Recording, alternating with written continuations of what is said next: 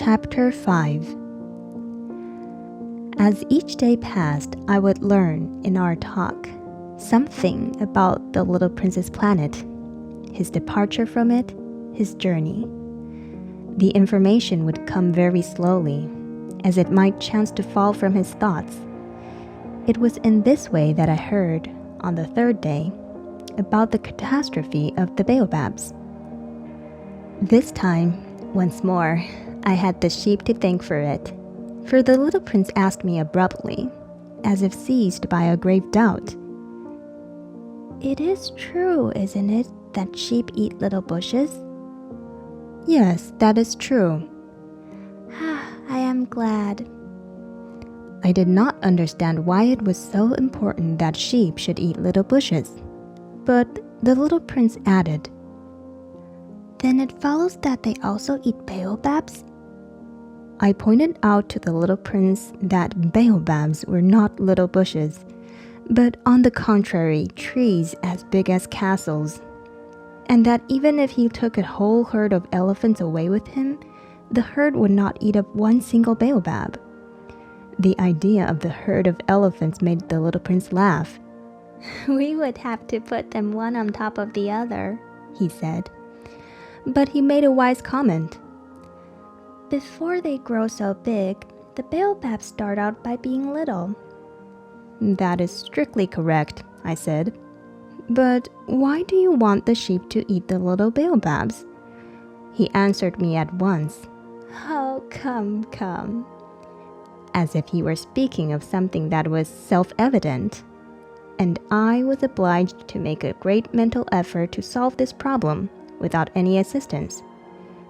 Indeed, as I learned, there were on the planet where the little prince lived, as on all planets, good plants and bad plants. In consequence, there were good seeds from good plants and bad seeds from bad plants. But seeds are invisible. They sleep deep in the heart of the earth's darkness until someone among them is seized with the desire to awaken. Then this little seed will stretch itself and begin, timidly at first, to push a charming little sprig inoffensively upward toward the sun. If it is only a sprout of radish or the sprig of a rose bush, one would let it grow wherever it might wish. But when it is a bad plant, one must destroy it as soon as possible, the very first instant that one recognizes it. Now, there were some terrible seeds on the planet that was the home of the little prince, and these were the seeds of the baobab. The soil of that planet was infested with them. A baobab is something you will never be able to get rid of if you tend to it too late. It spreads over the entire planet. It bores clear through it with its roots. And if the planet is too small and the baobabs are too many, they split it in pieces. "It is a question of discipline," the little prince said to me later on. "When you finished your own toilet in the morning, then it is time to attend to the toilet of your planet. Just so, with the greatest care. You must see to it that you pull up regularly all the baobabs, at the very first moment when they can be distinguished from the rose bushes which they resemble so closely in their earliest youth. It is very tedious work," the little prince added, "but very easy." And one day he said to me, "You ought to make a beautiful drawing so that the children where you live can see exactly how all this is. That would be very useful to them if they were to travel someday. Sometimes," he added, "there's no harm in putting off a piece of work until another day, but when it is a matter of baobabs, that always means a catastrophe. I knew a planet that was inhabited by a lazy man. He neglected 3 little bushes."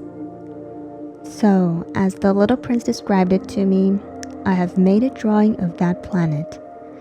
I do not much like to take the tone of a moralist, but the danger of the baobabs is so little understood, and such considerable risks would be run by anyone who might get lost on an asteroid, that for once, I am breaking through my reserve. Children, I say plainly, watch out for the baobabs. My friends, like myself, have been skirting this danger for a long time, without ever knowing it. And so it is for them that I have worked so hard over this drawing. The lesson which I pass on by this means is worth all the trouble it has cost me. Perhaps you will ask me, why are there no other drawings in this book as magnificent and impressive as this drawing of the baobabs?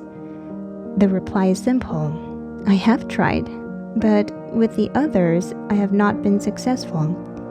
And when I made the drawing of the baobabs, I was carried beyond myself by the inspiring force of urgent necessity.